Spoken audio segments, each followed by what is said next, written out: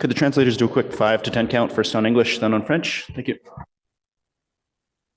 10, 9, 8, 7, 6, 5, 4, 3. Oh, this was the English. 3, 2, 1. Moving to French.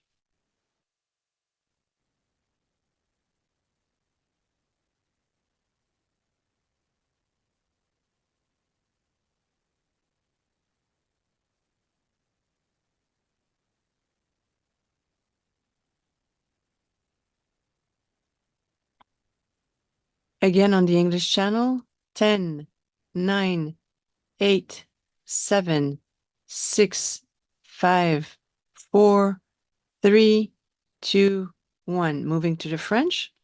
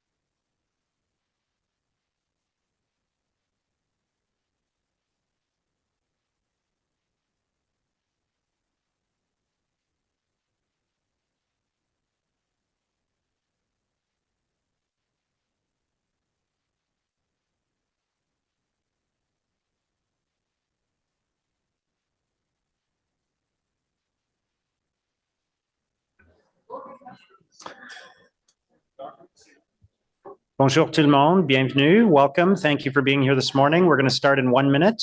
Thank you, merci.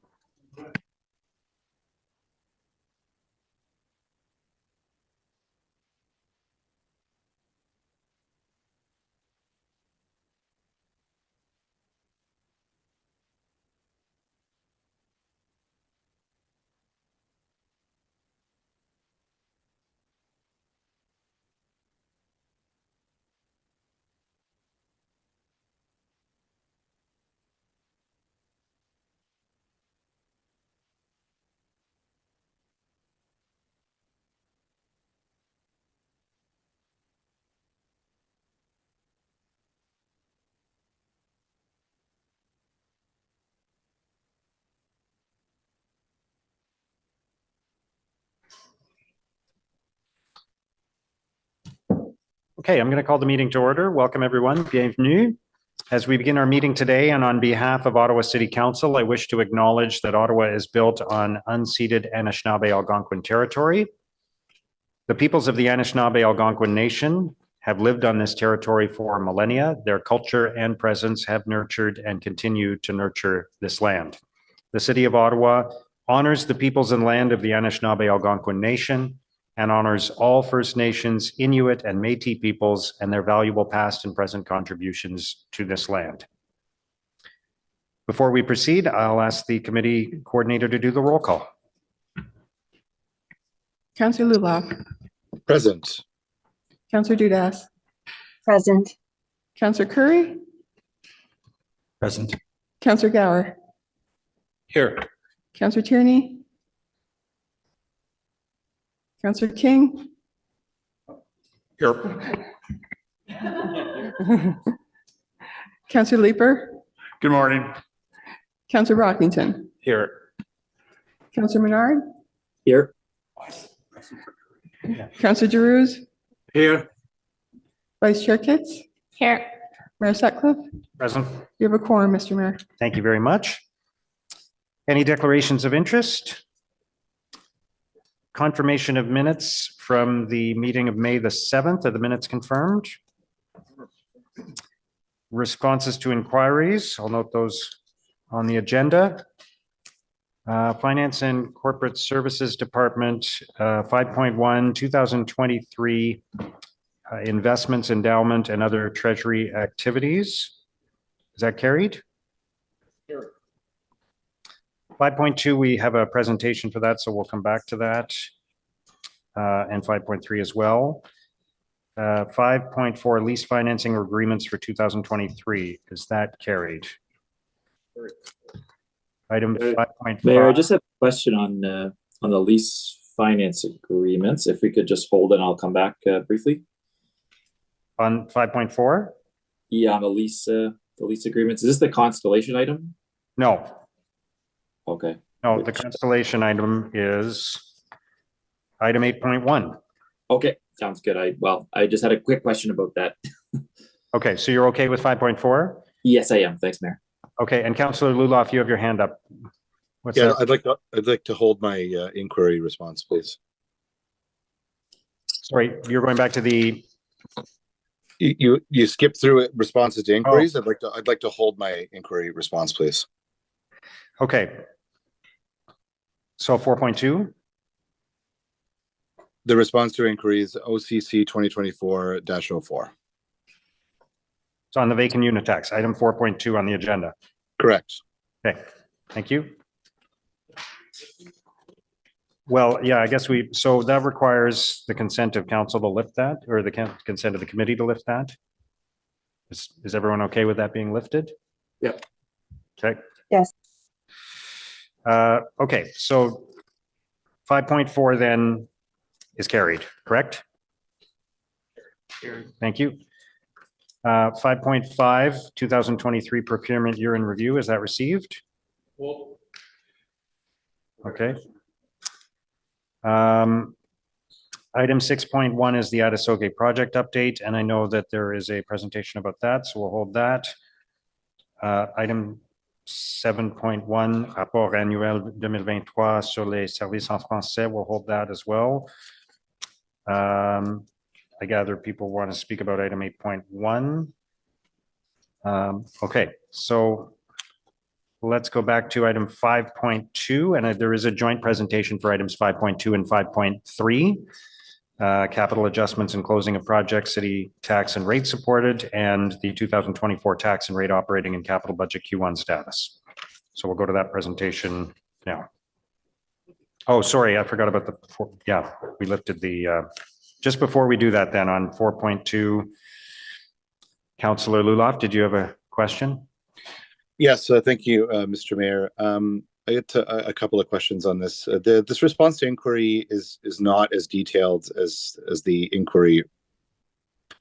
I asked for a detailed breakdown of the expenses, including in administrating the vacant unit tax so far, incorporating all expenditures related to staff time, the time dedicated to responding to inquiries, appeals, and policy-related correspondence, but then received the first table, which is not a detailed breakdown. So in my opinion, this response is incomplete. I was hoping for another level of detail that's not provided here. Simply saying compensation staffing with an asterisk and then no corresponding, once you go through the document, there's actually no corresponding explanation of what the asterisk is there for, just compensation staffing. $1.4 million. Like, I'd like to know how many FTEs, are working on that. I was hoping for a more detailed breakdown. As it says in the inquiry, please provide a detailed breakdown of the expenses involved. I also asked in question 2, how much revenue has this generated up to this point, and how has this revenue been allocated or utilized? And the response that came back is just saying, per council's direction, all revenue net of the program costs are invested into affordable housing initiatives by the city. I'd like to know which affordable housing initiatives, which projects have been funded by this. So in my opinion, this is not a complete response to what I asked for. So I'm asking staff to take this response back and please provide the detailed response that was requested here. This is not a complete response to the inquiry. Thank you. So, Mr. Mayor, I certainly can take that back and provide a bit more detail.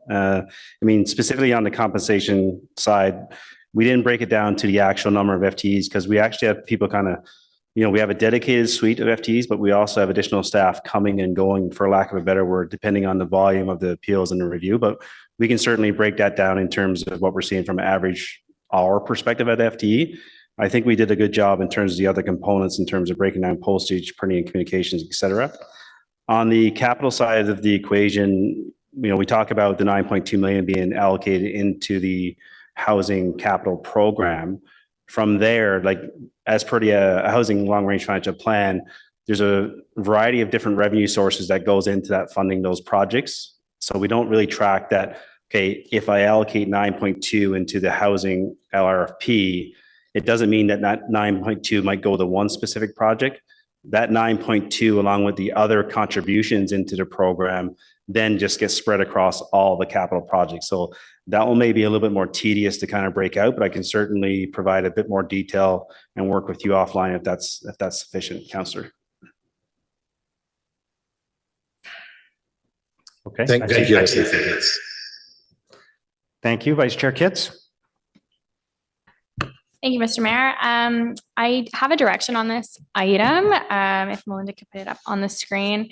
It's just to satisfy a gap in the current program that I believe wouldn't affect a large number of people, but I have worked with staff. I believe that they're comfortable with this. And this would come back in the fall. So recognizing a gap in the current vacant unit tax program's late appeals process, that staff be directed to amend the current VUT program that would allow property owners to declare their property status after the established appeal deadlines have passed. This amendment should include a provision for a modest cost recovery fee for late declarations. If the property owner can demonstrate that the property in question was their primary residence, the VUT should be reversed upon successful declaration. Thank you. Just for clarity, though, that this direction directs staff to amend the current program. Should it? I don't know if a direction can, so whether it directed to explore amending the current. Sure. Something like, would that be sufficient? Okay. Okay, that staff be directed to explore amending the current VUT program. Sure. Sounds Okay. good. Sorry about that. All right, good, thank you. Okay, anything else on 4.2? All right, let's go to the presentation then for items 5.2 and 5.3. Just give it a sec for the presentations load. Good morning, Mr. Mayor, members of Finance and Corporate Services Committee. So today I'm joined by my colleague Suzanne, who we've seen before at the table. We're going to provide an overview of the Q1 results and also the capital closure report that you have before you today. Just before I end, though, we're going to kind of go back and forth between the two of us and share this presentation. As a reminder, the Q1 report is basically a check-in, from January through March 31st. Every year we endeavor to realign our budgets with what we see in terms of trends of spending. And it always fluctuates, obviously, because of, different things occur throughout the year that from a calendarization perspective. We do come back in September, we'll bring back the Q2 report, which provides a much more wholesome detail in terms of where we're trending up to June 30th. And then we provide a full year outlook into what we see the 2024 results looking from a financial perspective. So that's what is before you today. So I'll pass it over to Suzanne to kind of walk through the next slide. Next slide, please.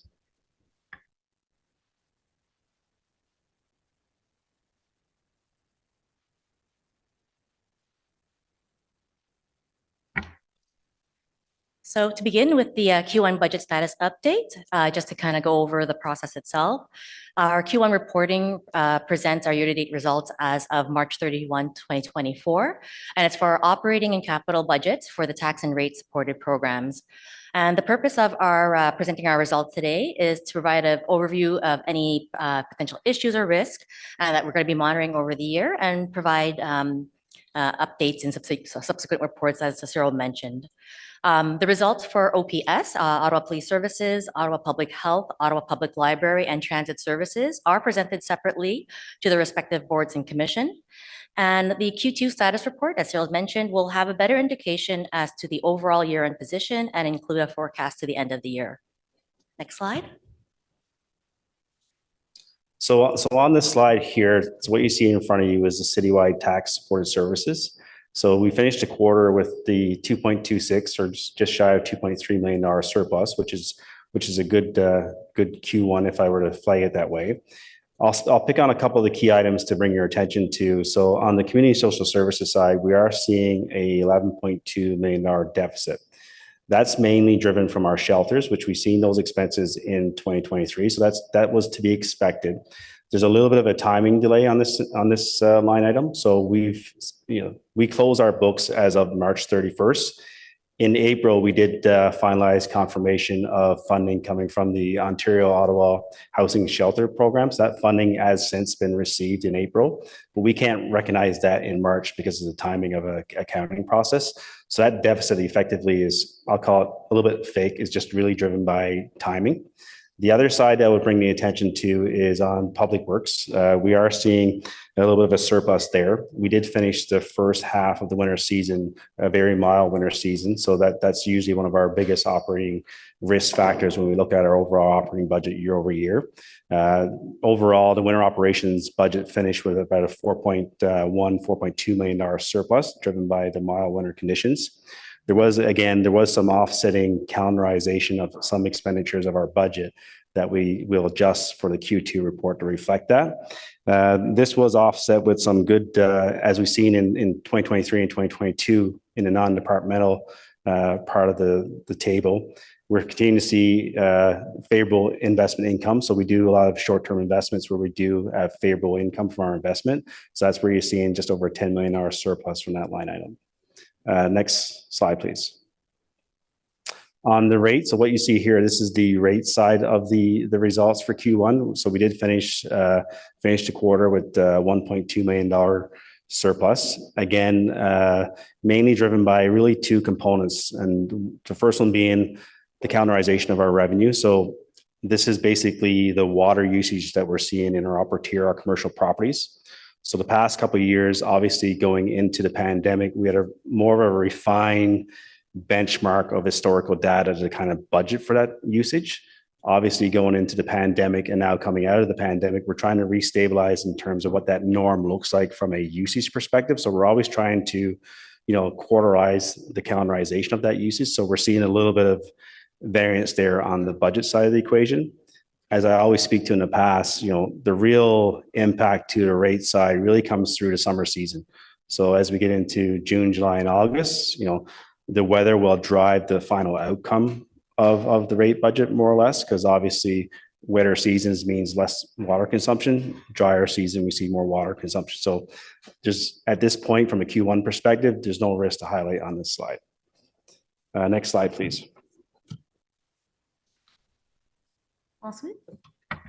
Ensuite, nous présentons les résultats du rapport de We would like to clôture. present you the results of the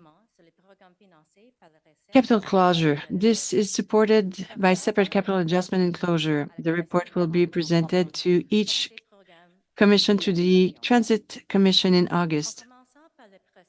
We will start to explain you the process. Every capital project that has been approved should be completed the year after. So each project should be finished in 2023, and we do the review in 2024. We would like to receive the council's authorization to authorize the closing of a capital project, approve budget adjustment outside of delegated authorities, return to source or funds various capital funding sources, and extend the projected year completion of a project to remain open. Unspent funds are returned to the source funding reserve. Next slide, please. So this is a summarized table of all the supporting documents that you see in the report. So there's a lot of detail in this report, and I'll touch on each document just very high level. So document 1 basically highlights those projects that are now ready to be closed. So these are projects where the departments have finalized and they're ready now to be closed. So effectively the work is complete. And as per our process and policy, when we close projects, any residual funding that's not used or any dollars that were not utilized must go back to source. Document 2, these are budget adjustments that are before you today for approval. These are adjustments that we flow through the capital closure process where there's in-year pressures or in-year items that we need to adjust slightly outside of the budget. Document 3, this is a list of projects where they qualify for closure. So when we open a project through the budget cycle, we always put a year in terms of year of completion, typically in the 3 to 5 to 7 year timeframe. So if a project has a completion date of 2023, that means we can now close it in 2024. Obviously, projects vary year over year. So this document basically is seeking council or committee and then council approval to extend the date of that closure. So there's a number of projects in that detail that you'll see 2024, 2025. What we're asking for, okay, they would have been slated to close in end date of 2023. There's still some residual spending to occur, warranty, final closeout type costs, et cetera. So we're just asking for an extension to kind of keep those open for a little bit longer. Document 4, this is basically reporting back on the use of delegated authority in terms of where we make transfers. As a reminder, from a project perspective, so we have 2 types of real class of capital. We have capital projects, and then we have capital programs. So a program would be something like your pedestrian overpass, your cycling program, your modification type program. These are programs that are basically year over year new programs that we flow through the budget. Staff has the authority to make adjustments between programs as long as there's no impact to the overall funding. So if I increase this program, I need to reduce this program, and it's got to be in the same program.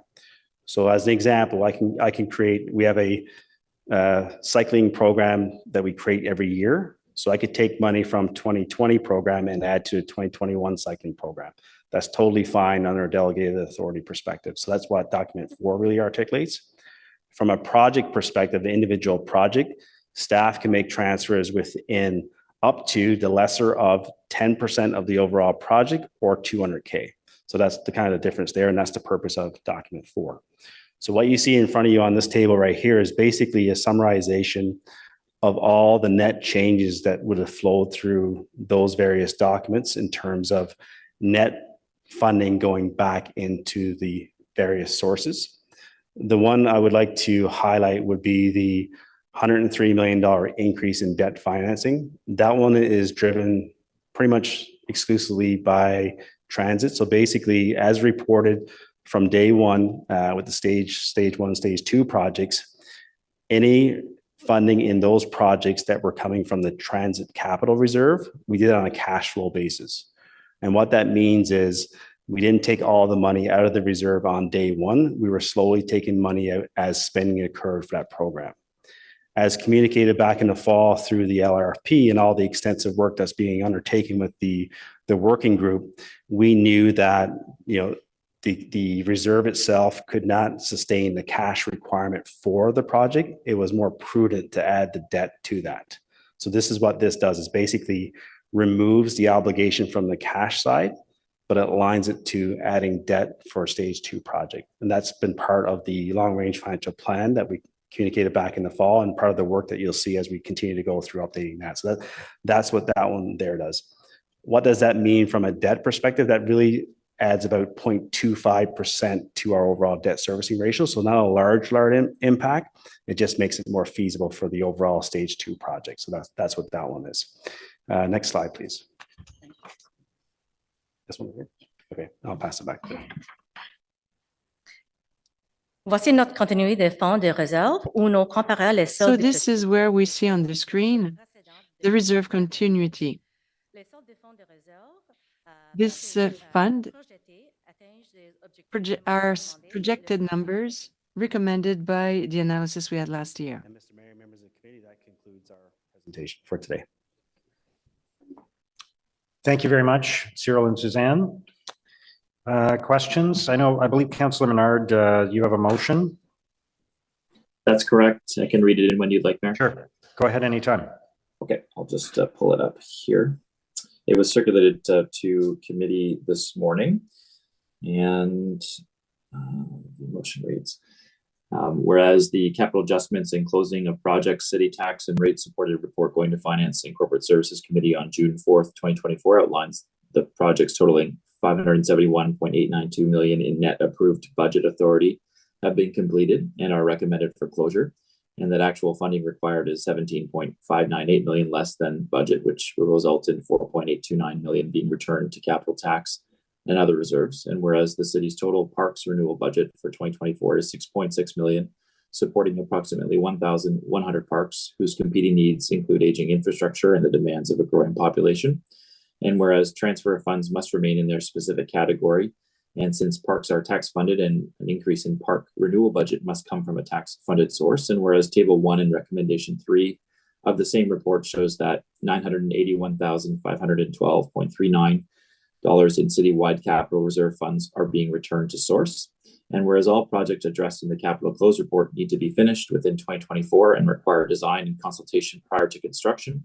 And whereas the city used to plan for asset management projects at approximately 19 parks per year and are currently planning for 17 parks.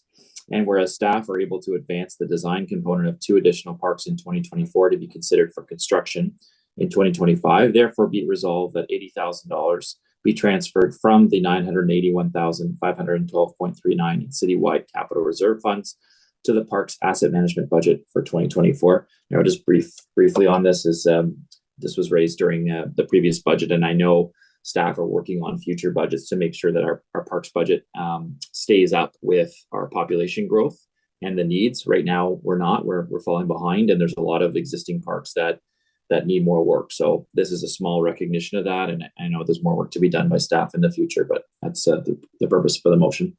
Thank you. Thank you, Councillor Menard. And just to be clear, staff are supportive of this motion, and this would go to parks anywhere, like whatever's on the list, basically anywhere in the city, right? Yes, that's correct, Mr. Mayor. Yeah. Okay, thank you, Councillor Menard. Councillor Leeper. Thank you very much, Mayor. I've got a few questions on the 2 items. Forgive me, it's always these detailed documents.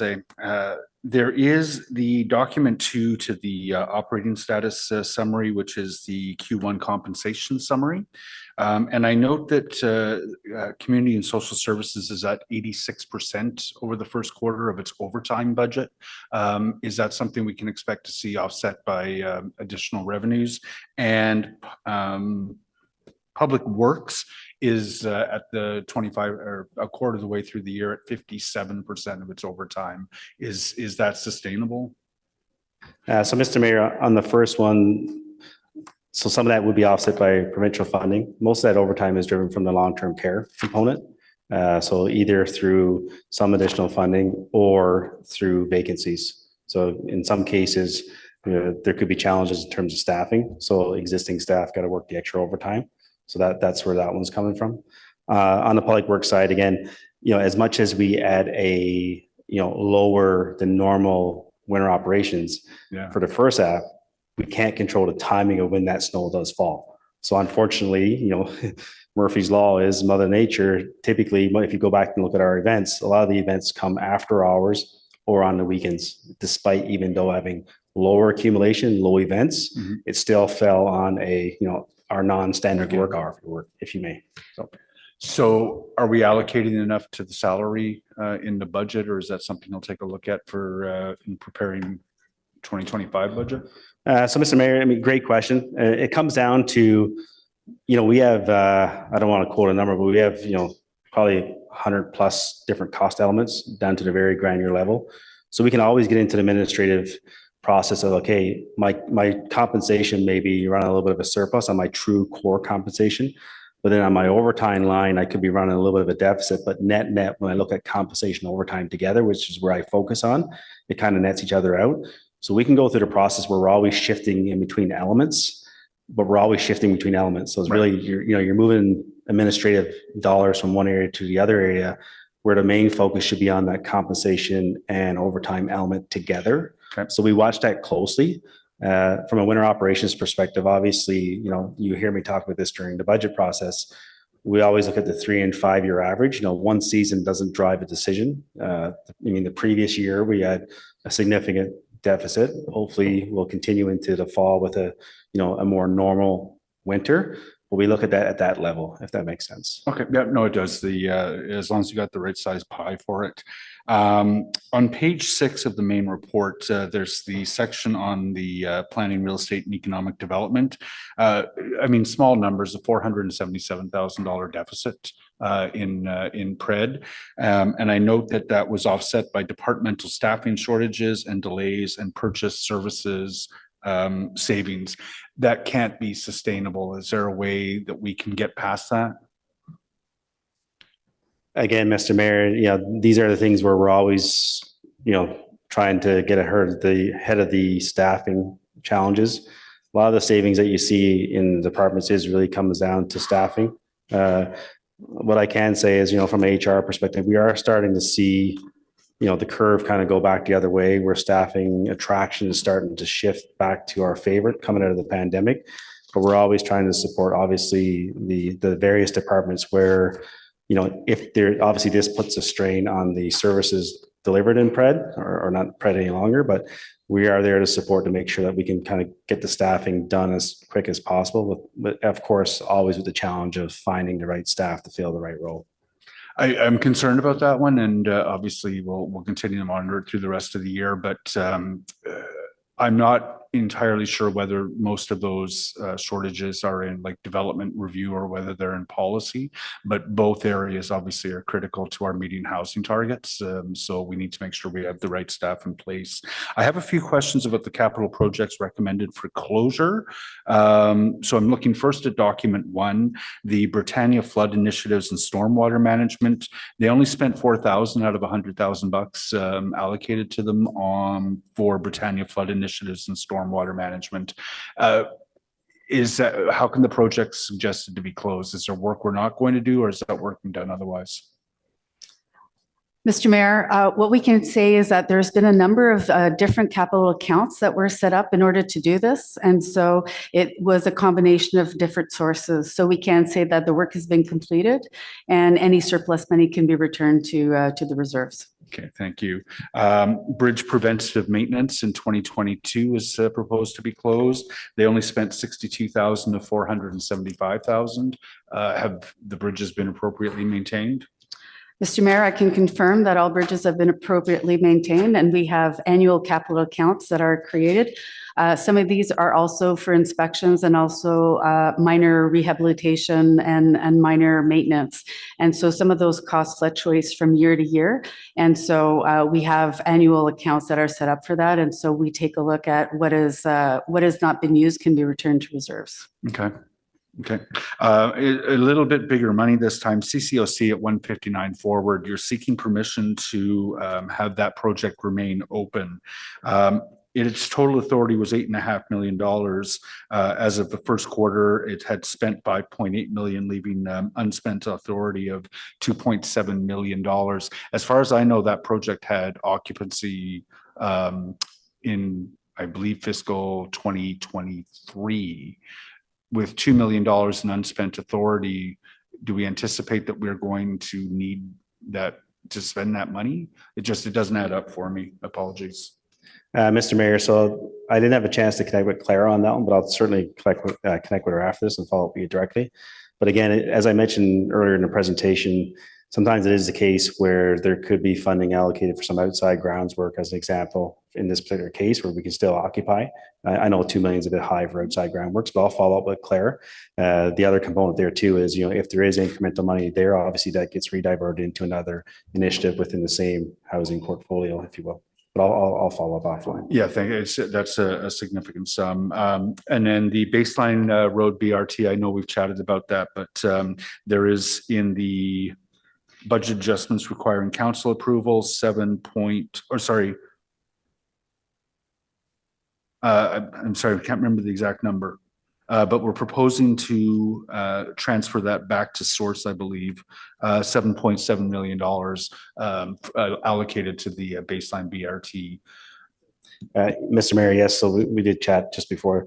So there's also another BRT PTIF project in the list as well, 908665, which I think we're requesting to keep open.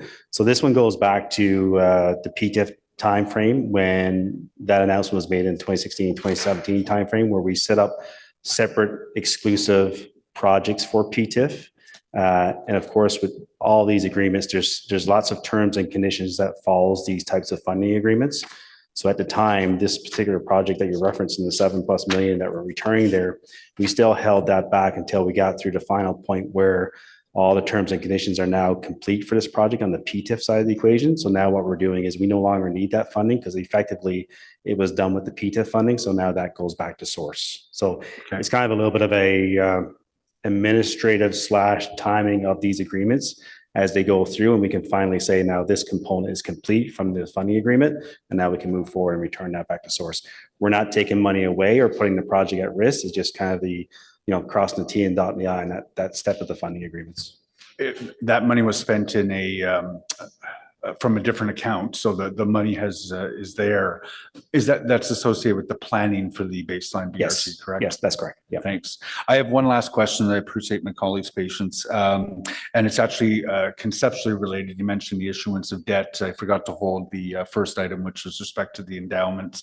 One of the lines in there struck me, which was that we frequently issue promissory notes. I think it's on a weekly basis to keep a market presence. Why does the city, surely no one is unaware that from time to time, the city of Ottawa issues debt. Why do we need to issue promissory notes to maintain a market presence? It's very, I'll kind of keep it at a very simple level. Thanks. And as I speak to the Q1 results and the investment income, it kind of ties in there as well from a short-term perspective. Effectively, we're capitalizing on the good market conditions in the short term. So as the rates are a little bit higher on the longer term, we can leverage this as a vehicle to, keep our presence in the market, to keep it marketable, keep our rating up and keep bond purchasers, if you will, debenture purchasers interested in us. So we actually get a lot of favorable returns in our short-term investments. And that's where that kind of stems from, that process of using our promissory notes. I'm not sure I still understand that the need to have a marketing presence in the market in order to keep interest high in our debt. Surely that, even if we didn't issue debt as frequently, surely the market would still be as interested in what we're issuing. They would be agree, but in this scenario, we actually are, we're making more investment income. That's what's driving like the 10 million of change of increased investment income is really from our short-term perspective. So Okay. that's really the best benefit of it, if you will. It's okay. I'll leave it at that. Mayor, thanks for your patience. Thank you. Thank you, Councillor Leeper. Councillor Brockington. Thank you, Mayor, and thank you to staff for the overview. I just wanted to first ask a few questions about Councillor Menard's motion. The surplus that's generated and going to be redirected is 981,000 and change. The motion talks about directing 80,000 to the park asset management line. Where did the 80,000 come from? I heard the mayor ask if you support this motion. You do. What does that 80,000 represent? So, Mr. Mayor, when this kind of came across to my attention to review yesterday, the 80,000 is basically that would allow us to do the design work for 2 parks. So, and maybe we should have broken it a little bit more detail. So, in the motion, we talk about historically we would do 19 parks in the envelope, and now we've kind of slid back to 17 parks because of cost pressures. So, with 80K, that will allow Tammy and team to do the design work on 2 additional parks. So that's the rationale, kind of getting back to that normal 19, and then 80K would support the design, and that work can be done this year. And then is our staff at capacity for work that they're able to take on in 2024? Like if the 80,000 became a higher number, are we able to absorb more work, or is staff tapping out at that point? Mr. Mayor, exactly. That's what we can bear. So through the closure process, one of the things I always try to employ is, if the project request is, meets other requirements, can we actually do the work now? Right. So that was the condition where Sue felt that they could do 2 more, and that was about it. So there would be no point in allocating additional funding just to have it sit there. So going into the 2025 budget, are we looking at making some serious progress in improving the budget in this capacity for park? Mr. Mayor, I'll start off, and if Tammy wants to top me up. I mean, I think the answer, the simple answer is yes. Obviously, we every year we go through a real detailed analysis of the competing demands and priorities.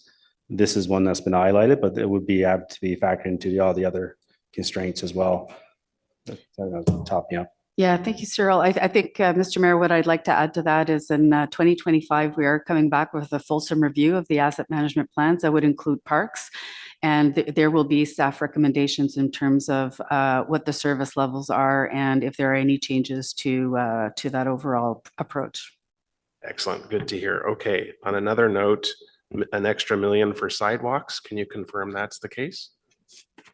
Mr. Mayor, that is correct. In document 2, you will see that there's additional $1 million in the minor sidewalk program as committed through the budget process. Great. And again, I want to thank council for supporting my original motion on that.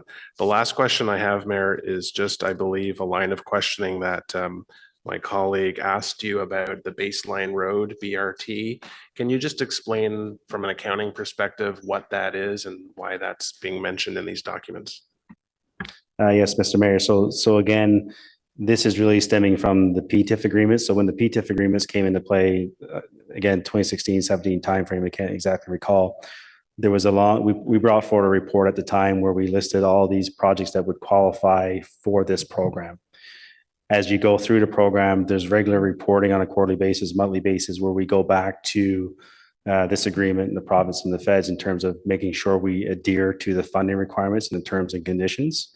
In this scenario, this one, basically, this funding in this project was funded through either tax sources of funding, I don't have it right in front of me, where the work has been done and delivered through the PTIF program. So now that work is now done, we've met the obligations of the PTIF, we've got the funding from the PTIF program. This now can be closed because we actually did the work over here, and then that funding was actually brought back to source. Technically, we could have did that back then, but then there would have been a risk where if we went through the program and we didn't meet all the conditions of the PTIF, we might have been stuck having to take money out. So I might have overcommitted. So that's why that was kind of done this way for this particular project. So just for the record, this is simply an accounting process. This does not in any way talk about prioritization of BRTs, future funding, anything like that. Mr. Mayor, that's correct. Okay, thank you. Thanks, Mayor. Thank you, Councillor Brockington. So on Councillor Menard's motion then, is that carried?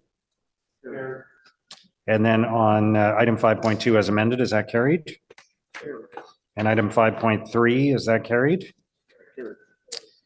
So moving to item 5.5, 2023 procurement year in review. Councillor Leeper, I believe you asked for that to be held. Yeah, thank you very much. I'll try to keep it quick. On page 8 of that report, it references the vendor management system. Something that I talk about, I think, a fair bit to residents is when they see the contractors have screwed something up, they're taking too long, they're having to go in and redo work that might be because of a deficiency. I do try to assure them that we have a vendor management system that will play into those contractors' ability to win future bids. There is a list of stats in here that are great, but I'm just wondering, has it ever gotten to the point that a vendor has performed poorly in a procurement or performed not as well as they might have hoped in a procurement because they had enough points against them in the vendor management system? Have vendors lost bids because of past performance? Mr. Mayor, I'll ask my Chief Procurement Officer, Acting Chief Procurement Officer to take Thanks. that one. I think it's relatively new, the VMS, like it's 6 or 7 or 5 years old. And I just want to know if it's having an impact. Hi, Mr. Mayor. Yes, vendors do lose out work because of their scores associated to VPM. Okay. I hope that's not common, obviously, but it's good to know that that is the case.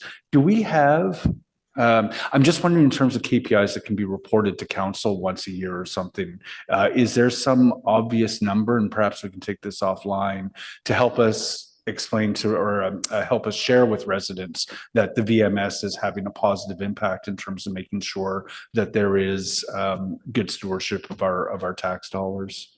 I'd be interested in chatting more about that. Mr. Mayor, I'd welcome those discussions, and we do track them within supply services and regularly review anytime VPM affects an award. Okay. Yeah, there might be some interest in reporting back publicly on that. Some of those contractors who I assume have lost points are some of the folks we see in here that the city is paying very large sums to. I'm not going to name names, but we know that sometimes there are quality problems, and I think residents would like to know that we are taking appropriate steps to improve performance from some of those vendors. Mayor, that's it. Thank you. Okay, thank you, Councillor Leeper. So on the procurement year in review, is that received?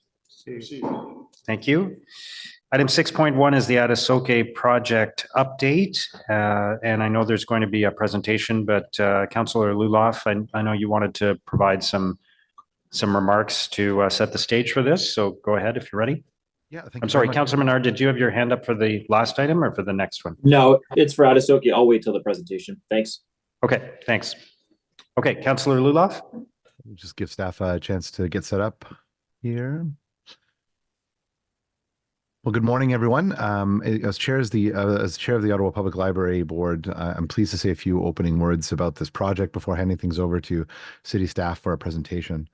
The Ottawa Public Library is a key partner and client to the construction project that is being so capably managed by this project management office in IWSD. And I couldn't be more thrilled about how things are progressing with this once-in-a-lifetime community building endeavor. I've been to visit the project site several times, and I'm always blown away by the amount of progress that is happening on the site. It is going to be a beautiful placemaking project, and I'm very, very excited for its opening in 2026. No, sorry, in 2026. Adoke sera un ajout magnifique. I think it'll be a magnificent addition to the social infrastructure of our city. It'll be a place which will strengthen and enrich our community by bringing together people and their stories. Edge of the historic LeBreton Flats. This building designed in collaboration with the Anishinaabe Algonquin Host Nation and in partnership with Library and Archives Canada will provide access to the latest creative technologies, beautiful places to work and study, high quality literacy programs, events with local and national artists and creators, and exceptional collections. We could not be more proud of the great work that our partners at PCL Construction and their subcontractors, as well as the project management office in IWSD, and the great work, obviously, of Craig Ginter and his team at OPL. Je cède la parole maintenant à Tara Blasioli, gestionnaire du projet. I'd now like to give the floor to the manager of the project, who will make a presentation on this unique project. Merci, Conseiller Luloff, and I'll turn it over. Thank you, Councillor Luloff. Karina, for the presentation. Thank you. Thank you, Chair Luloff, for opening remarks. Good morning, bonjour, and kwe, Mr. Mayor and committee members. My name is Tara Blasioli. I am a manager in infrastructure services overseeing the Adoke project. I'm very pleased to be able to give members of council an update on this amazing project, to share some progress photos, provide an overview on budget and schedule, and to get you energized on what's to come. Next slide, please. The Infrastructure and Water Services Department is in the throes of building a new central library for our city and a new home for Canadian Archives. While this project is definitely a marvel of architecture and engineering, it is also a project and a story of strong partnerships. We work very closely with our clients, the Ottawa Public Library and Library and Archives Canada, as well as with our Anishinaabe Algonquin Host Nation partners on elements of design, on branding, on the taglines you see here, and of course, the naming of the facility itself. Everything you will see today and what you will experience when the facility opens is the result of a collaborative partnership aimed at creating a legacy project in this city that will be used for generations to come. Next slide, please. We will begin on Albert Street itself, looking at the main entrance. On the left is a rendering that was created during the design phase, and on the right is a snapshot of where we are today in construction. You can very easily see that what was envisioned for this building is becoming a reality. The dipped roof line, the curves of the facade on Adoke are both very recognizable, and many of the windows have already been installed and scaffolding is underway. So over the summer months, you will notice that the entire face of the building will have scaffolding surrounding it as the contractor aims to complete all exterior stonework. What you see before you is Adoke's main entrance. Next slide, please.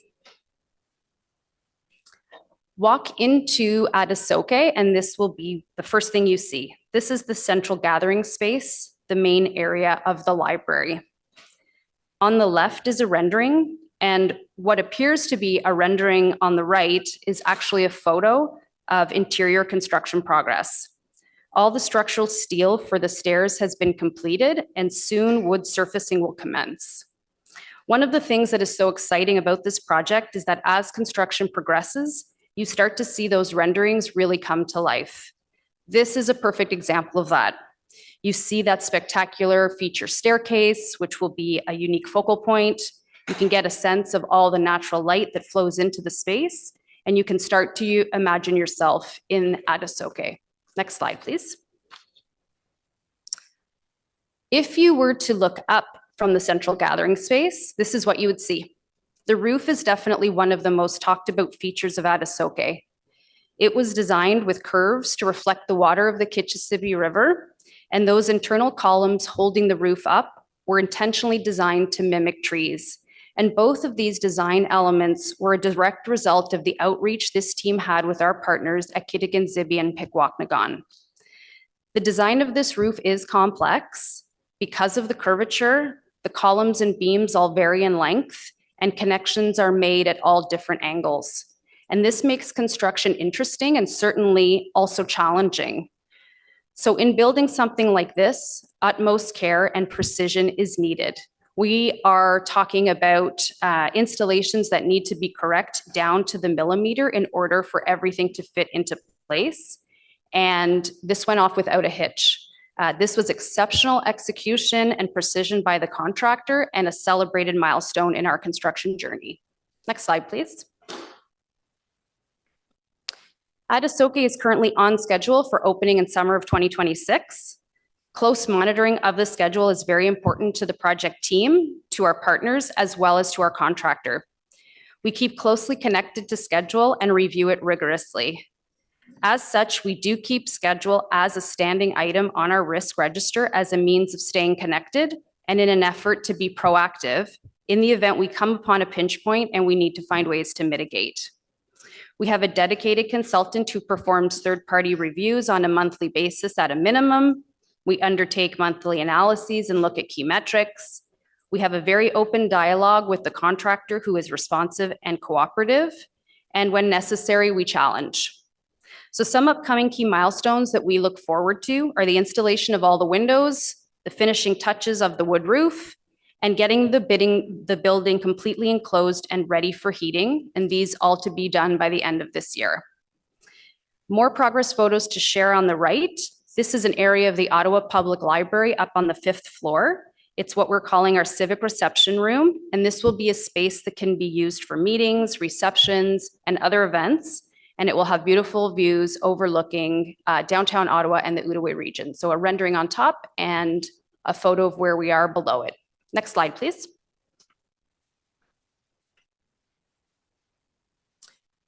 This table shows the overall project budget as of the end of April. It breaks out financial contributions made by the city and the Ottawa Public Library, as well as those made by Library and Archives Canada. The line item denoted as actual represents funds that have been spent to date, whereas committed are funds that are secured for active and ongoing work. So in other words, purchase orders that have already been committed to vendors, the most notable of which is the construction contract. There rests an overall available budget of just under $29 million for this project. And while these funds have not been committed, it has been set aside for work planned that was envisioned when the project began. So some of the items that will draw against this $29 million line item includes the purchase of furniture, fixtures, and equipment. So everything we need to outfit this 5-story building. There's also money set aside for moving in, for staff time, additional specialty consultants, and some contingency. The project is currently on budget. Like schedule, we keep budget in our sightlines as a standing item on our risk register so we can stay closely connected to it and be able to identify early if there are any areas of concern, which will give us time to mitigate. We have third-party consultants again to assist with these reviews, analyzing metrics on a regular basis and keeping a close focus on the construction contract. Today, we are in a healthy financial situation and are not expecting overages. On the right, another comparison of a rendering versus where we are today. This is an area of the facility on the library and archives side, again on the 5th floor. This is their learning loft, a unique maker space to explore some of the documentary heritage that has been collected over the past 150 years. Next slide, please. This team has done tremendous outreach and engagement on this project through the design, and we continue to communicate proactively with the public through the construction phase. Some highlights include the announcement in March of this year, which shared the names of 7 artists and the artist teams who will be contributing Indigenous public art to Adoke. This includes artists from the Anishinaabe Algonquin Host Nation, local Inuit artists, and Indigenous artists from across Canada. This was part of a 4-year process to develop Indigenous public art specifically for this building. Following that, over the next year, feature stories will be released that will reveal the individual artwork designs of each of the artists. It will share stories and inspiration behind their pieces. The Anishinaabe Algonquin Language Series, which was done in collaboration with an Anishinaabe Algonquin language keeper, videos were launched on our YouTube page aimed at teaching proper pronunciation of words related to the building. Ones seen here are Aki, which means landscaping, and Pindigamig, which means interior. Our second launch will be going live this month to align with Indigenous History Month, and we will focus on words related to library and archives, words like collection and history. The team continues to also publish feature stories about spaces in the facility and what we are calling our storytelling series. We choose a space in the library and we try and paint a picture of what can take place there when our doors open in 2026. And finally, we have regular outreach through our e-newsletters where we share photos and provide updates on construction. So you can sign up for that on our Adoke website. It's a great way to stay connected and see progress photos. We have left everyone bookmarks and stickers for yourselves and your family, which is another fun initiative that our comms team took the lead on. Next slide, please. Given the importance of this project and the significant investment made into Adoke, the Infrastructure and Water Services Department aims to provide members of council updates on a biannual basis or more frequently if needed. Our next report to council will speak to construction progress, updating council on schedule and budget, and it will also provide an update on the district energy system connection. Lastly, the team understands how important social procurement is to council, a topic that is also equally important to the project partners. Our next update will outline the work done to date in this area and speak to next steps for social procurement. Adoke presents great opportunity to include social benefits into the retail spaces, and we look forward to coming back later in 2024 to discuss these with you. This is a very exciting project, and I feel very lucky to lead it, so I hope that I have sparked some excitement here today. Thank you very much. Merci and miigwech. Thank you very much. Councillor Leeper. Thank you very much, Mayor, and Tara, thank you very much. I think we're lucky to have you leading this one for us. I hope you're having fun besides, I'm sure, working extremely hard on it. Things seem to be going very well. I cycle by it every day and holy shit, it's exciting. I cannot wait. Oh, fuck. Sorry. Yeah. All right, reset. Yeah, seriously, that's awesome. Okay, so one thing that I felt kind of got skipped over in the presentation was a big piece of the risk assessment, which is the HVAC. And I want to understand better the path forward on that. Just for those who may not have paid as close attention, out in the public, given that the timing of the end state district energy system does not align perfectly with Adoke's needs, an interim solution to provide the needed heating and cooling will be implemented. What is that interim solution, and how certain is it that this building will have heating and cooling when it opens? Mr. Mayor, thank you for the question. So the final connection to the district energy system is on track before Adoke opens in 2026. Okay. However, we need heating and cooling in the building as early as this fall for temperature control for construction. So our partners with Public Services and Procurement Canada will implement a temporary interim system, which will be housed behind Adoke to provide that heating and cooling so we can continue construction until the final connection is made. And that is being done at no cost to the city. Okay, is that a natural gas based solution for the temporary HVAC? For the interim system, it will be, yes. Okay, and is everything progressing well in terms of making sure that the site is serviced to be able to do that? Mr. Mayor, yes, they have already started preliminary works and they will continue with the underground infrastructure needed to support that starting this summer. Can you put a number on the chances that will be done in time for the cooler weather? Is that 80%, 90%, 99%? Sorry, Mr. Mayor, can you clarify for this winter? For this, to make sure that the temporary solution is in place to allow construction to continue. I am very confident. We are having regular meetings with PSPC. They are very collaborative. They know that that is a risk that we are monitoring. We're on a technical level, we're meeting with them on almost a weekly basis, and they've already begun construction. They've applied for the permits. This is a go. Okay, and labor looks good moving through that period as well to make sure we're not going to have any strikes or anything like that in the intervening time. I'm sorry, I didn't hear your question. Sorry, and the labor picture looks good as well. Do we anticipate that we'll have the personnel necessary to get this solution in place? There aren't any wildcat strikes or labor unrest on the horizon of which we should be cognizant? Mr. Mayor, no, nothing that I'm aware of, nothing that I can comment on. And then if the district energy is not ready in time, how sustainable is the temporary solution to keep the library in operation through the anticipated opening? Mr. Mayor, excellent question. The temporary system could remain in place. That would be a backup plan. But we think that we have a healthy schedule on that front as well. Like the end connection will be in place before Adoke opens. Okay, I'm feeling comfortable with that, and I'm glad that we have a plan B that's sustainable for at least some time. So, Tara, I hope you're having fun. Thank you. I am. Thank you. Thank you, Mr. Mayor. Thank you, Councillor Leeper. Councillor Brockington. Thanks, Mayor. That was my line of questioning. My main line of questioning was just on the heating and cooling because you flagged it in your report, but it's great to see this project on time and on budget. And I just, on the trades matters, we signed an MOU with the trades groups at the very beginning of this process, or am I getting that mixed up with, well, that's the hospital. That's right. Because I thought that would have been the consistency that you were probably getting at with the trades. But given that the project is on schedule, doesn't seem to be an issue. So thanks for the update. Very helpful.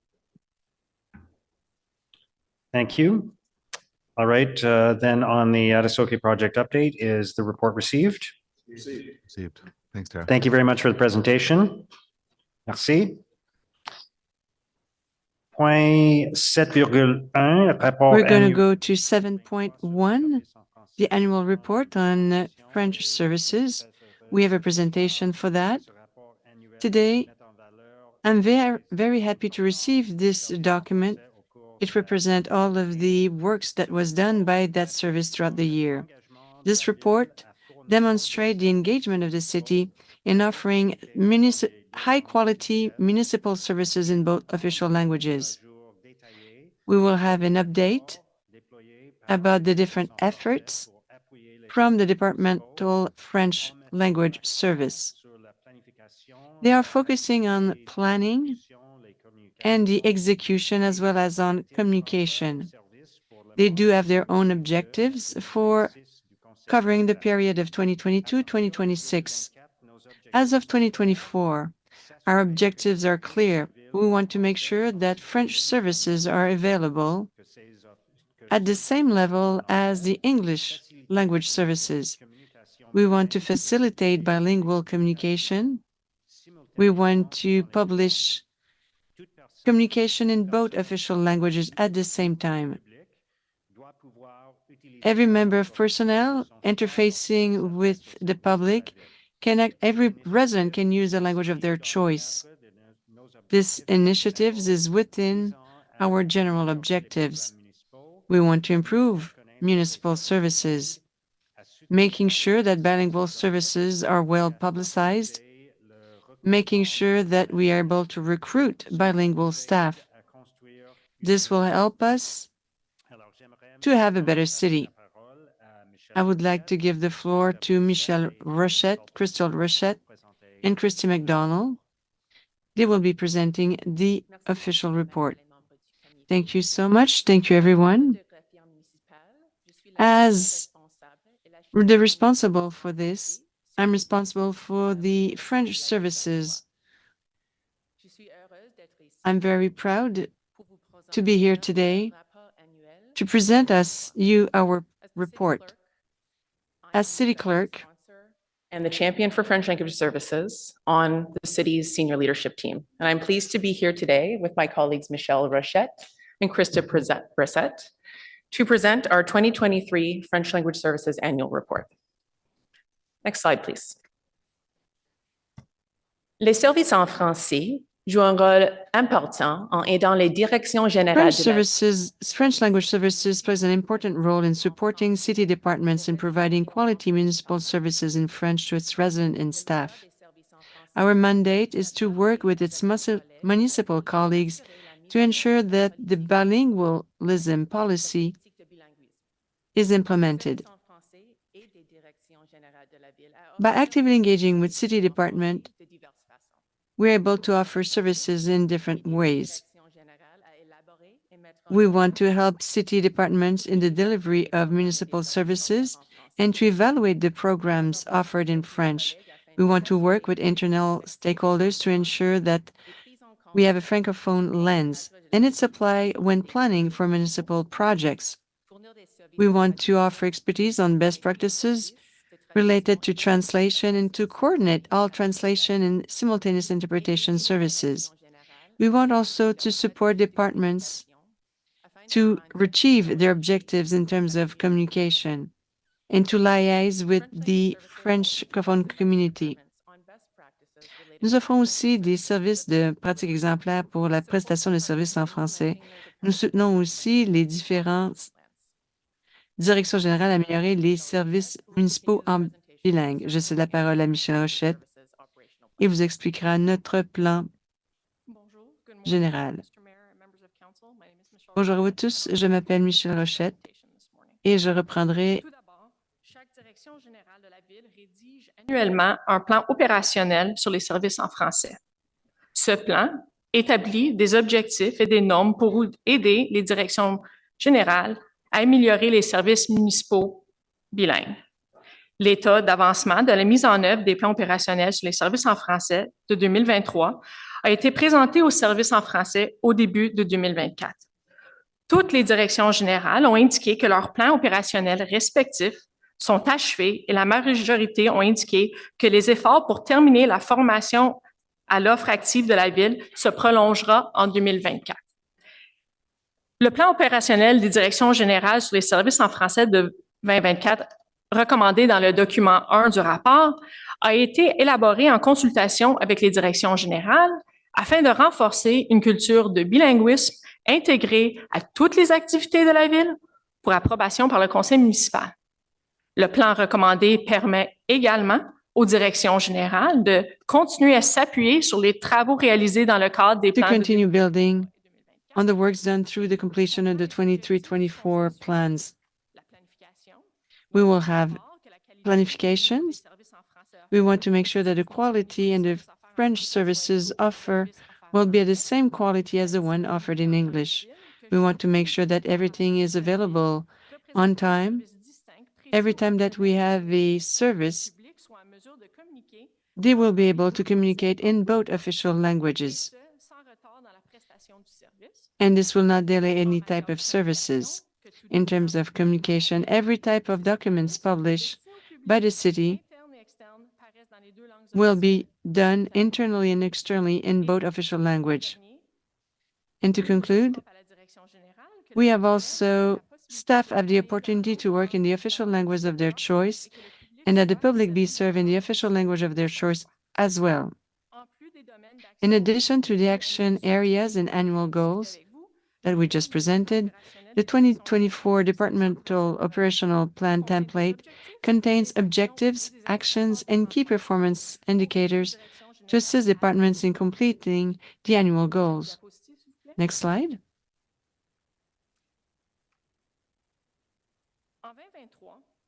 In 2023, we received 47 complaints. Every complaints in 2023 were resolved on an average of 17 business days, surpassing the standard set under the city corporate complaints handling policy of 20 business days. To explain a little bit what we've done, 36 complaints related to signage and display of information, including inadequate translation or unilingual messaging. 6 complaints related to a direct interaction that did not take place in the individual official language of choice. 2 complaints were related to technical issue involved an automated phone service. 3 complaints were filed regarding the lack of programming in French.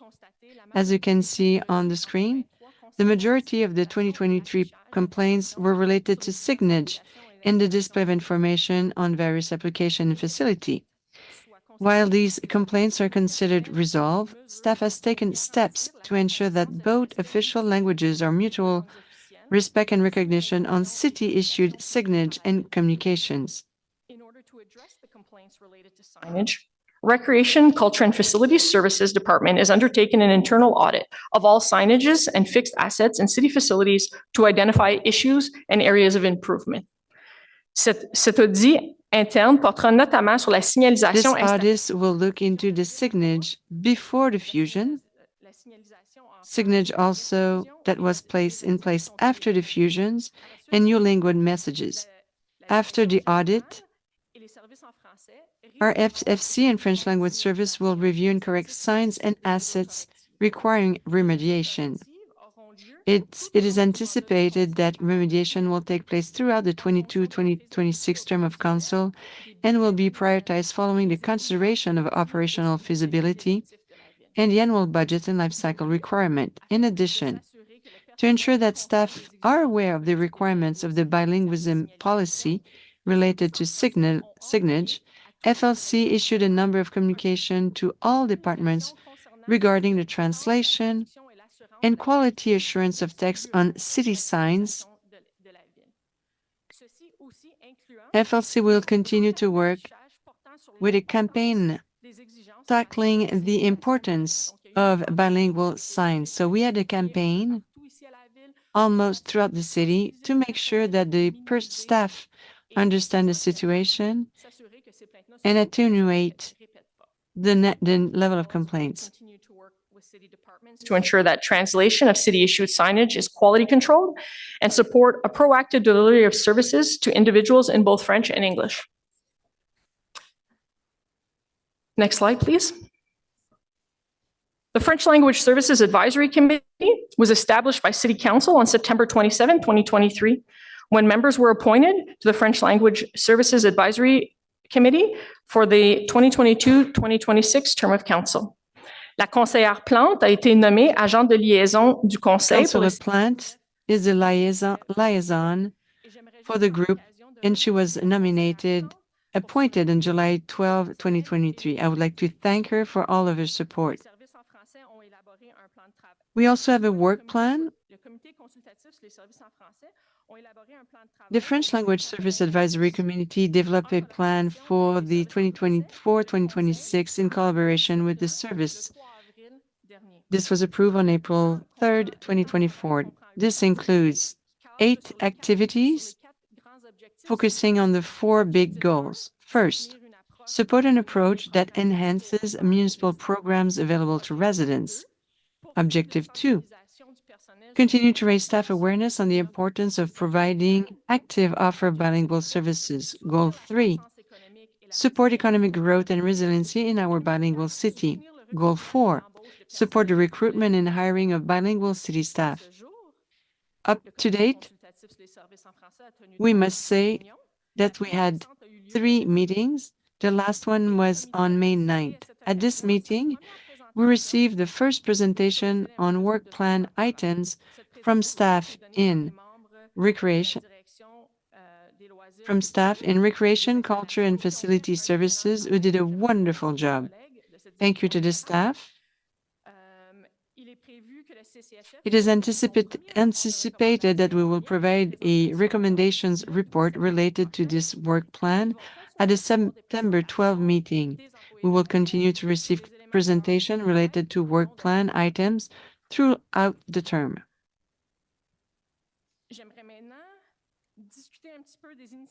I would like to talk about the initiatives and highlights of the French language services. We have many in our annual report. This slide doesn't present everything that was been done by my colleagues and by city staff towards our bilingualism policy. But I would like to highlight some points this morning.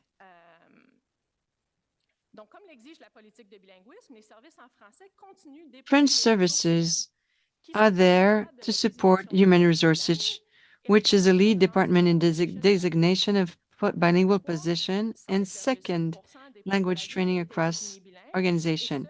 70.7% of the city was designated bilingual in 2023, a slight increase from 2022. We had 590 language proficiency assessment conducted, primarily for staffing competition and/or staff transferred to other positions. It's a slight increase compared to the 578 assessment completed in 2022. In 2023, 784 staff members registered for language training.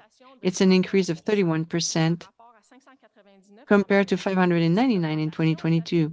This increase is attributed to a number of factors, including training being offered to all staff, regardless of language designation, staff returning to the workplace, the availability of in-person classes, greater awareness of language training, and an increase in messaging to employees about the benefits of second language training for personal and/or professional development. In closing, I'd like to offer a small extract from excellent work my colleagues in various departments and their initiatives that continue to demonstrate our commitment to the policy, our residents, and our people. An exhaustive list is available in document 3 attached in this report. Donc, tout d'abord, j'aimerais souligner que la direction First of générale all, I would like to say that the service participated to bilingual activities. So we had something at the École secondaire catholique Paul Desmarais. It was a winter 2023 career fair for high school youth students in Stittsville seeking employment in French. We also had the La Cité Student Career Fair in March 2023 for 5,000 students, graduates in the community. We also have children's services within the community, work collaboratively with the table to ensure the linguistic and cultural vitality of Francophone childcare spaces and services in Ottawa. In 2023, collaborative work on the renewal process for the designation of licensed French language childcare program was undertaken, resulting in 16 licensed childcare services providers receiving a full designation and 1 provider receiving a partial designation for their French language programs. The City of Ottawa Employment Ontario Centre partnered with Moi J'apprends in the fall of 2023 to provide residents with the Formation Insertion Emploi. This French language program provides participants key skills and competency that will assist them in their job search. This will allow them to have better competencies, which means better communication, customer services, interview and job retention skills, and working with people with disabilities. 2 rounds of training were delivered in 2023, and Employment Ontario staff worked with 34 program graduates to secure employment. Once more, this is only some of the highlights of what has been done by the city in 2023. Thank you for your attention. Thank you so much for your presentation. Do we have any question? Councillor Lulev, thank you so much for your work. We're very lucky here in Ottawa to have more than 12 different organizations, RAFO. They're really involved in the promotion of the French language. Can you give us some examples? Can you give us some examples of projects in consultation with these groups? Thank you for the question. Yes, we are working, let's say, with ACFO. When we're promoting French services, we're doing that through events. We have the Mayor's Breakfast. It was promoted. This was actually everyone wanted to be there. This is the event of the year. This is where you do some networking. This is one of the big events. And I know that the French-speaking community participates every year. They're very enthusiastic. More specifically, for projects, we work with ACFO for more than 1 year. We receive a grant from the federal government for small projects. The city was not able to have access to these subsidies, but I was part of the evaluation committee. We were able to offer opportunities to small groups. They were able to access to funds, and this will actually benefit the French-speaking community. The city works with Bernard Grammaire Awards with ACFO. ACFO is actually one of our main partners, but they have links to other organizations throughout the city. We had the Snowflake Breakfast with the community centers of Vanier. And Mr. Mayor, we're always open to discuss with every French-speaking organization throughout the city. Thank you so much for your work. When you're talking about consultation, don't forget that we have also newsletter and newspapers. We want to make sure that everyone is aware of what's going on at the City of Ottawa, what we're doing for French language speaking residents. Thank you so much. Councillor Gower, thank you so much for the presentation. I have really appreciated the fact that you mentioned the Paul Desmarais High School in Stittsville. We have that this school has been there for 12 years, and this attracts French-speaking families in Stittsville and Canada. We have to increase the number of French services programs in our community. I have a question. For all of the positions designated bilingual, do you have any recruitment issues? Or is it easy for you to find good talents, fully bilingual person? If I may, the City of Ottawa has to designate some bilingual position to make sure that every service, every branch has the capacity to offer the services in both official languages. So I would say this is the first step. What is very important, we have to designate the right positions as bilingual positions. Then we move on to recruitment. Of course,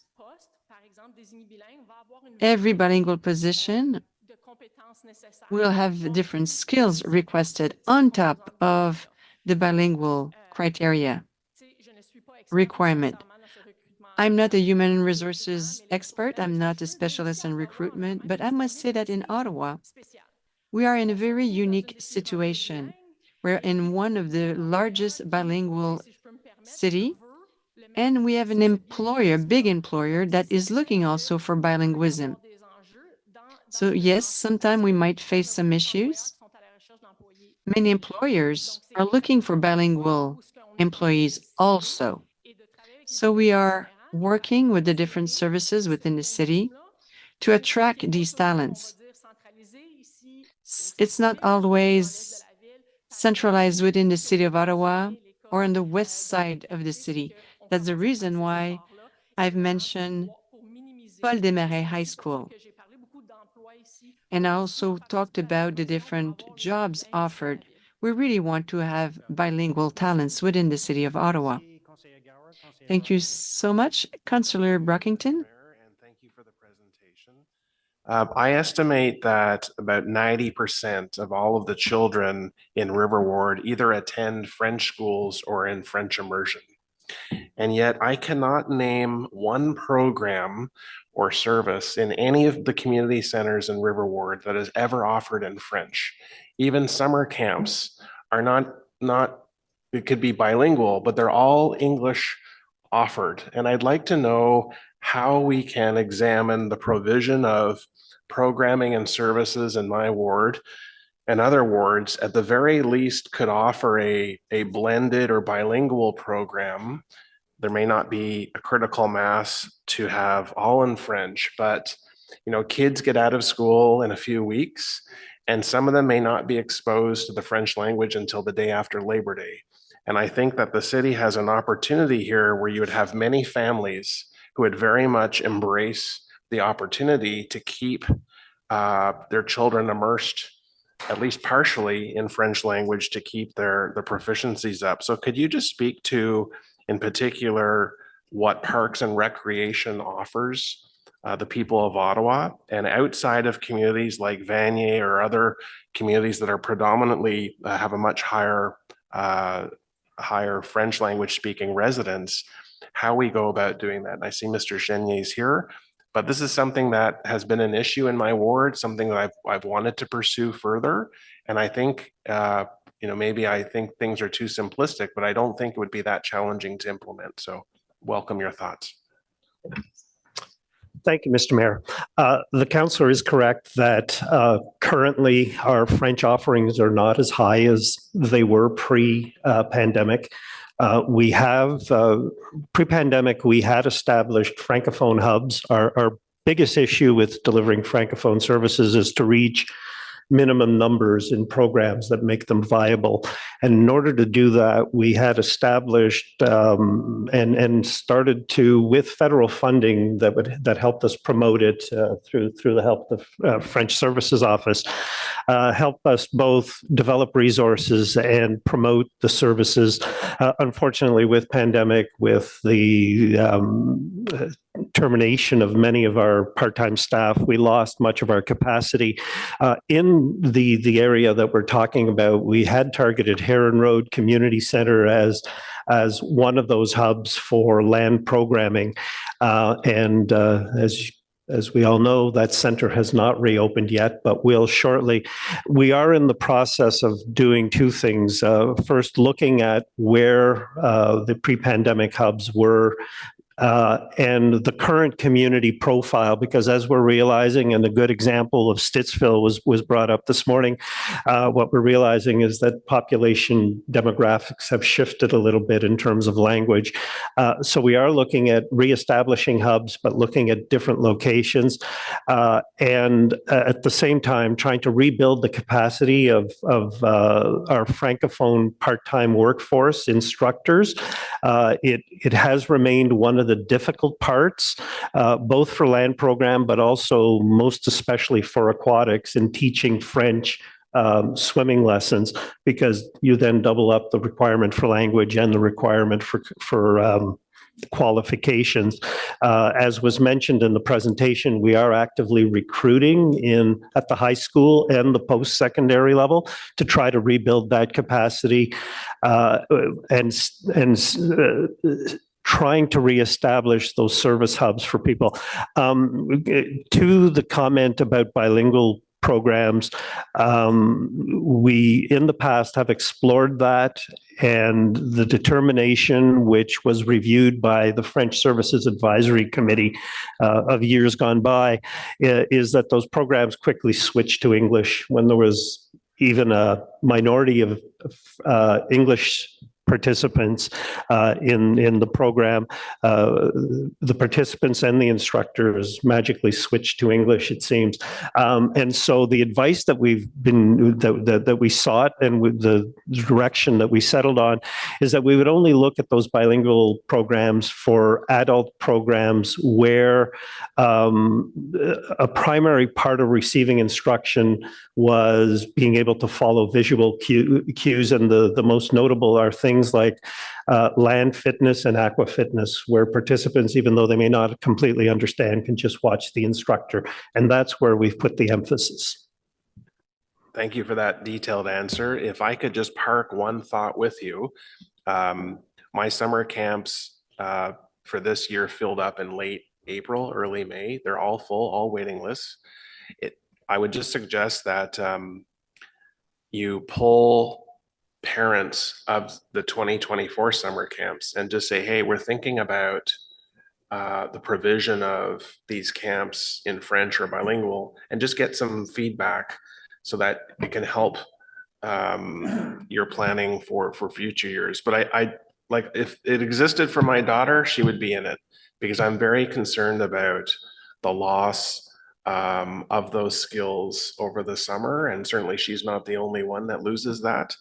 But I'm uncomfortable with English only in my community centers. We've got to do better in this regard. Thank you. Okay, thank you. Merci. Encore une fois, merci pour cette Well, once présentation. again, thank you very much for your presentation. Thank you for your work as well. Thank you very much, Mr. Mayor. Thank you to the members of the committee.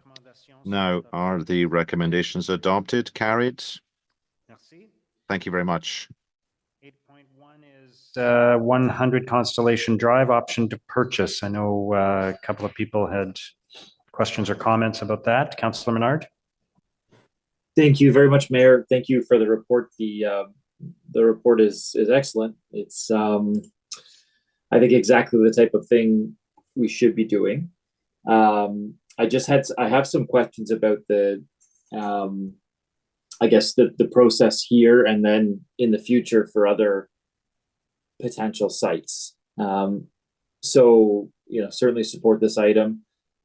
My understanding is it's to buy this land for $10 million instead of continuing to lease or rent it. The lease is going to expire soon, and it makes sense to exercise the option that was originally put into this plan. I'm wondering, just from staff, are there additional costs equal to the unamortized balance of the capital expenditures? Is there something we've identified in addition to that $10 million and the closing costs that's part of that motion? To you, Mr. Mayor, to the councillor. Short answer, no. Okay, that's great. That's great to hear. I guess the question for me is why we didn't do this sooner. It just seems like instead of spending a lot of money on lease costs, buying the property and spending far less makes a lot of sense. So I guess just in terms of timing, why did we take so long to exercise this option?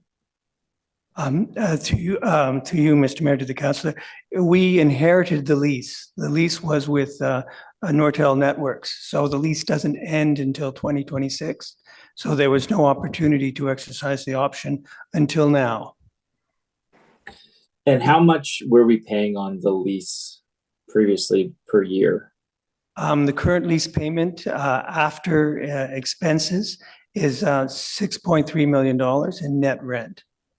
Okay, so instead we'll buy the property, and every year we'll now own it, and that $6.3 million will be eliminated as a cost. Yes, but in transitioning from a tenant to an owner, we will probably incur some additional operating costs in the future. We anticipate that we'll probably save about $5.3 million off in the go forward, effective in 2026. Yeah, I saw that $1 million estimated for average maintenance costs. The lease financing report, it was an item earlier, Mayor, that I thought this was under, and it is under there, but it's a different set of information. But the lease financing report says we owe $23.6 million on Constellation. How does that interact with the option to purchase for $10 million? I'm unclear the reference you're making to the $23 million. It was in item 4. Mr. Mayor, so that was in the report earlier, the lease information report, where we bring forward every year a report on the leases. So that's basically, I think it was 22 million, what's outstanding for the next 2 years. The lease does expire in 2026. So that's the final obligation to get us to 2026, and then we purchase it then at that point. Okay, that's really helpful. I guess what I'm getting at here is that this makes obvious sense to do. It's a savings for us over time. And in that other lease financing report, there are a couple of other properties that represent the major lease financing costs for us. And I guess I'm just wondering to city staff, are there other areas that we should be looking at doing this sort of thing when we have the option to exercise, so that we can save ourselves some funding in the future, given the amount of savings that'll come from this move, which is great. Through you, Mr. Mayor, to the councillor, every lease we go into, we analyze in detail whether it's better to lease versus purchase. We lease often to give us flexibility and the ability to shift locations as demand and services change throughout the city.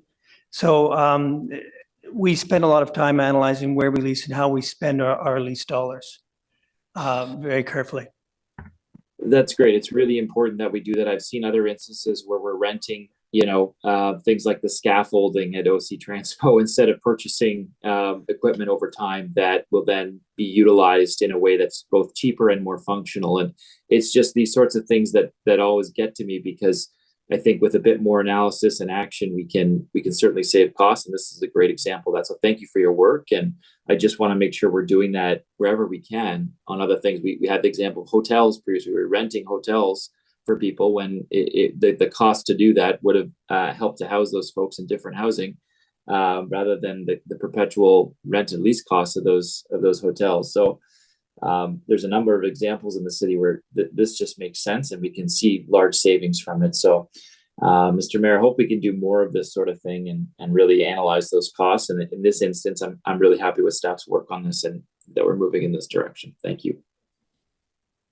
Thank you, Councilor Menard. Just to be clear, though, that this is an unusual circumstance where there's a building of this value that's available for an extremely reasonable price, and where the price is less than 2 years rent, right? I mean, that's not that there aren't a whole bunch of other buildings where we're currently leasing where we could buy the building for such a reasonable price. That is correct, Mr. Mayor. This deal was done 22 years ago, and kudos to David Donaldson and James McNeil, who were the property officers at the time. They took advantage of the situation. The city was going through amalgamation. We were selling off our various city halls, Ottawa City Hall, Gloucester City Hall, and others. And this made a really good sense to step into Nortel's shoes, put a concentration of city uses in and around the existing Ben Franklin and around a future rail hub and BRT hub. The site also comes with 16 acres of land, which we're going to start looking at planning. We'll look at doing a study in the area. So the land value itself is worth more than what we're paying for the building. Thank you. Councillor Brockington. Well, I'm going to committee members first. Councillor Pardon me. Thank you. Who is the current interim director of Housing Solutions? Is that yourself? Oh, that's you. Okay, excellent. Good to see that. The report indicates that the purchase is being funded, and it gives a numeric budget line, which I haven't memorized. What is the actual budget line that this is financing the purchase? Mr. Mayor, so we have that's planned in our capital project for 2025, I believe. So if you look at the capital budget, and we provide that 4-year forecast. So when we tabled the 2024 budget, there's a line in them there that I originally had projected that this would come due 2025. It's now basically advancing a little bit year early due to timing. So that's what that is. So I just want to know, is there a pot of funds that is allocated to a particular budget line whose mandate is to finance these types of acquisitions? Mr. Mayor, in this particular scenario, because we knew the lease was coming up, so basically we earmarked money for this purchase in the budget process. So specifically, yes, for this scenario, okay, we did plan for it. But it's like a unique budget line for this purpose. It's a capital project, yes. Perfect. Okay.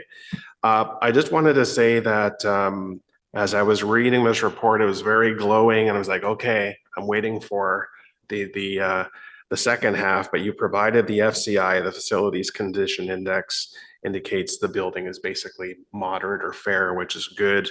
And I really appreciate the data on the estimated cost to operate this building. It still makes a very sound case for us to take that on, but that's the type of information I need when I'm reading these types of reports about whether or not it's in the best interest of taxpayers to proceed. It is, and I will be supporting this motion. Thank you. Thank you, Councillor Brockington. Councillor Johnson. Thank you, Mr. Mayor. And yes, welcome to Geraldine Wildman, who helped to facilitate this report. And thank you, Robin, for illustrating that this is not new news, but it is very good news now. And we do owe a world of debt to those that facilitated this deal in the past, as well as the leadership of the former mayor at the time, to do what was starting to be extensive consultations around a Center Point town center. And so there are many residents in this area who have lived there for a number of years for whom they've been waiting. Those consultations took a bit of a dip in recent years. And now we have an opportunity under the new official plan to put forward a vision for what this nexus of transit and walkability and housing and commercial could be. College Ward is welcoming a great deal of density. And we want an opportunity to talk about, what is the next version of ourselves? What is our new identity? We know we're not going to be the same sleepy bungalow belt. And we want the opportunity to reimagine. We have the Algonquin Station secondary plan. I brought planners to this site, when I was first elected, to say, this is on the books, this is coming. And we've been able to talk about that in the context of a broader community plan. We want to do our part to reach our housing targets. We want to do our part, but we want it to be a vision that is rooted in the now.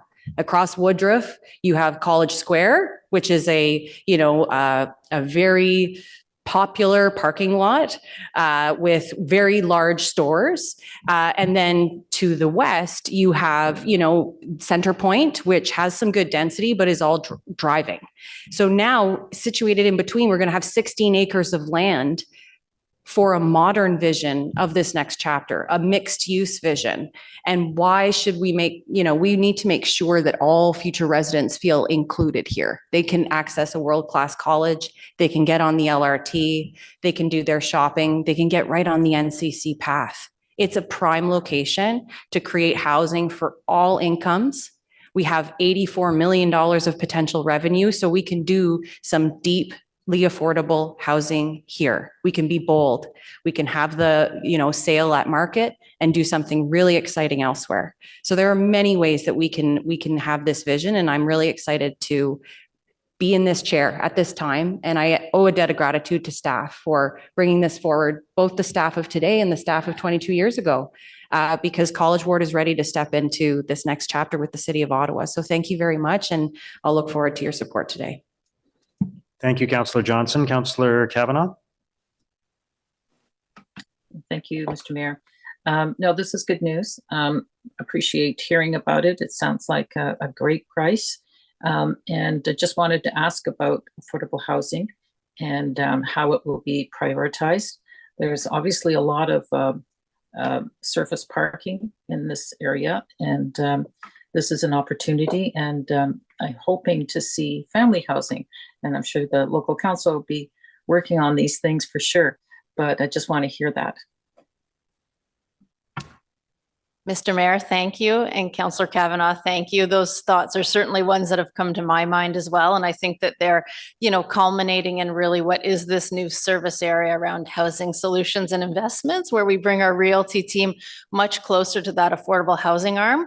So while I can't speak to specifics today because we haven't gone through that exercise, that secondary plan, it will certainly be on the radar, and we will be looking for those opportunities. So thank you for raising that.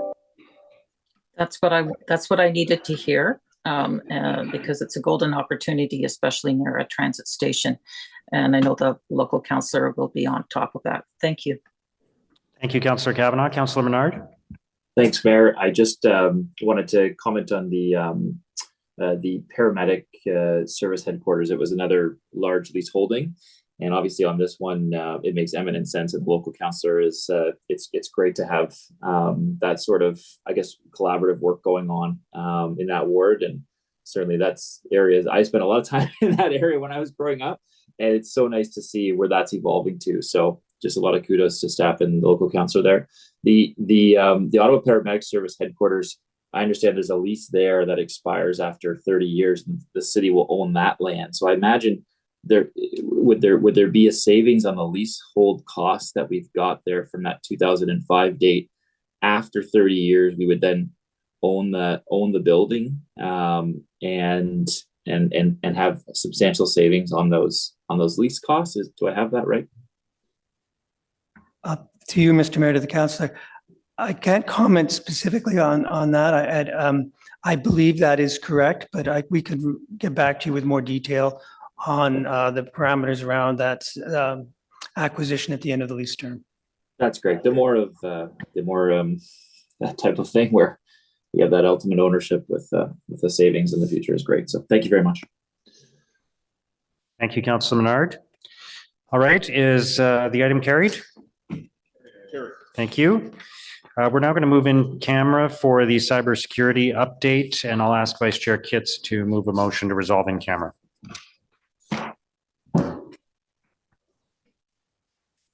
Be it resolved that the Finance and Corporate Services Committee resolve in camera pursuant to subsection 13(1)(a) of the procedure bylaw, as the subject matter relates to the security of the property of the city, to receive a presentation on cybersecurity and the external threat landscape, which is confidential and will not be reported out. Thank you. Is that carried? Thank you. And we'll start in a few minutes.